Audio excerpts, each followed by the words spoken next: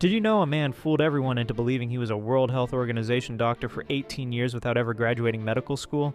Jean-Claude Roman created the most elaborate lie in French criminal history.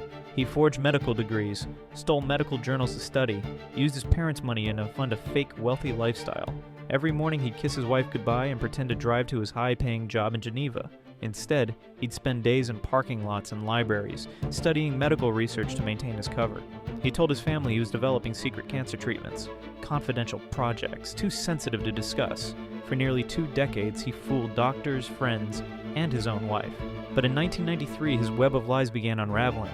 Facing financial ruin and exposure, Roman made a horrifying decision. Rather than confess the truth, he murdered his wife, both children, and his parents. Then he tried to kill himself but survived.